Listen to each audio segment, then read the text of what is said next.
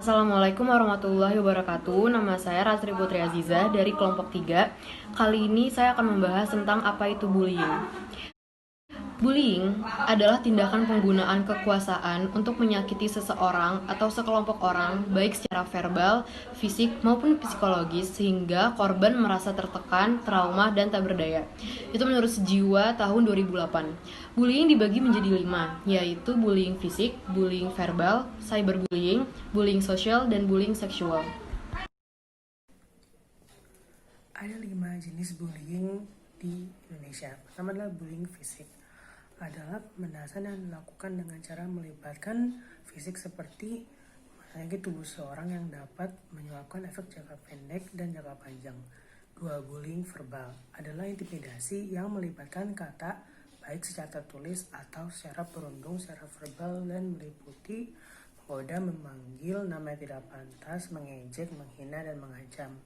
Dan 3. Bullying sosial, penindasan yang mengakibatkan merusak reputasi atau hubungan seseorang.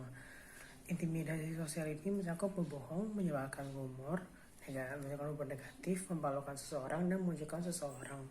Cyberbullying atau perundungan di dunia maya adalah perilaku imajinasi yang dilakukan menggunakan teknologi intimidasi yang dilakukan menggunakan teknologi digital. Bullying seksual adalah tindakan yang berbahaya dan memalukan seorang secara seksual. Kasus bullying di Indonesia.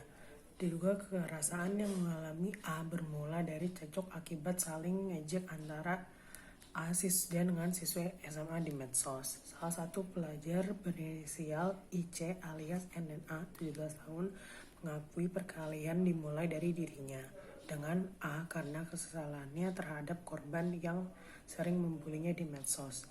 A dan para siswa SMA itu pun bertemu di tepi Sungai Kapuas pada Jumat 29/3 untuk menyelesaikan cekcok dari medsos itu. Saat bertemu itulah terjadi perkelahian. Singkat cerita, usai perkelahian terjadi, ibu korban membuat lapor ke Polsek Pontianak. Pihak kepolisian kemudian melakukan penyidikan, berlanjut ke penyidikan hingga ditetapkan 3 tersangka pelaku, yaitu AR, IC alias NNA, dan LI. Perkelahian terjadi pada Jumat. Pada Jumat ini berdasarkan EC alias NNA, dia dan A membuat janji bertemu pada Sabtu untuk menyelesaikan permasalahan mereka yang berawal dari ejek-ejekan di medsos. Saat bertemu terjadi adu mulut dan berlanjut ke baku hantam. Analisis artikel dan sudut pandang teori konflik. Dalam kasus tersebut terdapat konflik non-matriks karena terdapat konflik antar kelompok sosial di masyarakat. Konflik tersebut disebabkan oleh kepentingan yang berbeda antara satu kelompok dengan yang lain. Faktor penyebab konflik. Penyebab terjadinya bullying. 1. Penampilan fisik. Penyebab bullying yang paling pertama karena adalah akibat dari perbedaan penampilan fisik. Ketika seorang anak memiliki perbedaan fisik yang dianggap berbeda dengan anak lain, pada umumnya para pembuli akan menjadikan bahan untuk mengintimidasi anak tersebut. 2. Ras.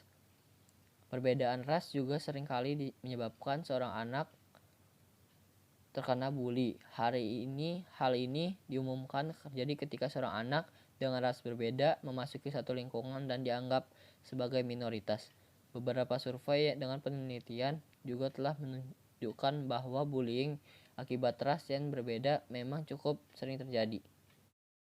Ketiga, terlihat lemah. Penyebab bullying lainnya adalah ketika seorang anak dianggap lebih lemah dan terlihat tidak suka melawan. Keempat, terlihat tidak mudah bergaul. Selain karena lemah, terlihat tidak mudah bergaul dan memiliki sedikit teman juga menjadi salah satu penyebab menjadi korban bullying. Individu yang terlihat tidak mudah bergaul dan memiliki sedikit teman juga dapat terlihat lebih lemah dan membuat bully berpikir dapat mendominasi mereka. Upaya menyelesaikan masalah.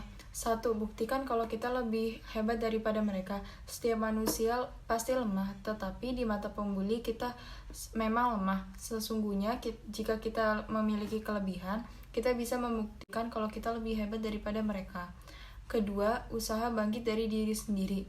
Jika kita ingin bebas dari bullying, semuanya dimulai dari diri sendiri. Mengapa? Sebab jika kita tidak mencari cara untuk bangkit dari bullying tersebut, kita akan terus dikekang oleh orang yang menyakiti diri kita sendiri.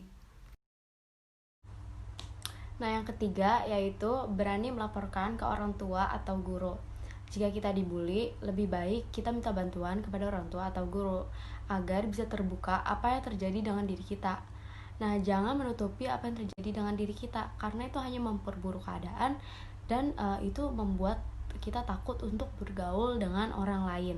Terus lebih baik terbuka dengan orang yang kita percaya seperti orang tua, guru, atau sahabat curhat kita. Dan yang terakhir adalah berdoa kepada Tuhan Yang Maha Esa.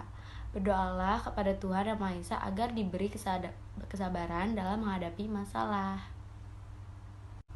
Sekian dari kelompok kami. Wassalamualaikum warahmatullahi wabarakatuh.